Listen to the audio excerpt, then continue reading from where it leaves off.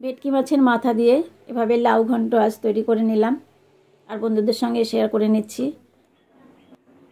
আমাদের সকলের ঘরেই মাছ খাওয়ার পরে আমরা একটু মাথাটা রেখে দিই কোনো সবজি কিংবা এভাবে লাউ যে কোনো তরকারিতে দেওয়ার জন্য।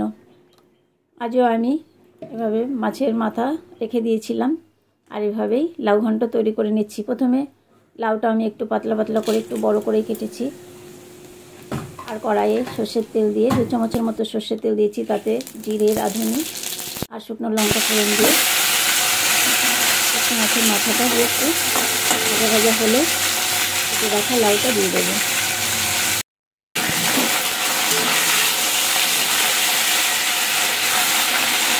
মাছটা ভেজে নিলাম, এরপর এর মধ্যে আমি লাউটাও দিয়ে দিলাম। এখন একটু আমি বড় বড় করে কেটেছি, লাউ থেকে একটু জলে বেরোবে, যদি জল না বেরোয় সামান্য একটু জল দেওয়া যেতে পারে। এই লাউটা একটু ঝোল খেতেই ভালো লাগবে মাছের মাথা দিয়ে। তারপরে লাউটা দিয়ে একটু নেড়ে চেড়ে নিলাম স্বাদ অনুযায়ী নুন দিয়ে, সঙ্গে 2 কাঁচা লঙ্কা আর সামান্য একটু হলুদ দিলাম।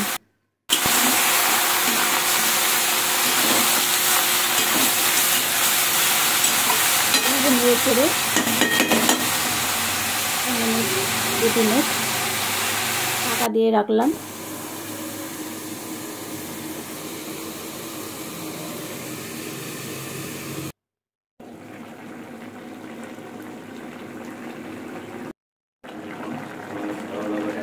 তারপর দেখুন লাউ দিয়ে কত জল বেরিয়েছে।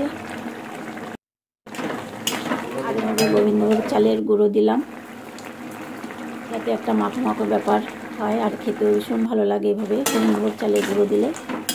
আর মিষ্টিও দিলাম। এভাবে একটু বেশ ভালো করে নেড়ে চেড়ে মাছের মাথার সঙ্গে লাউটা বেশ মিশে যাবে। আর একটু ভাজা জিরের গুঁড়ো দিলাম।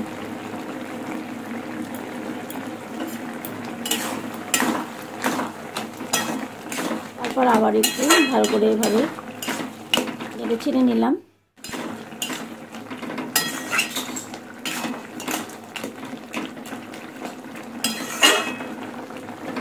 তারপর ধনিয়া পাতা দিয়ে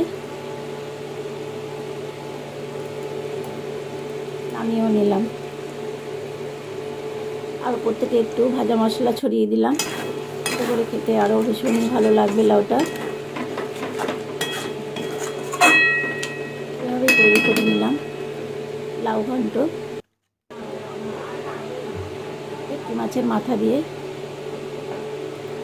বন্ধুরা, রেসিপিটা কেমন লাগলো জানাতে ভুলবেন না। ধন্যবাদ, সবাই ভালো থাকুন, সুস্থ থাকুন।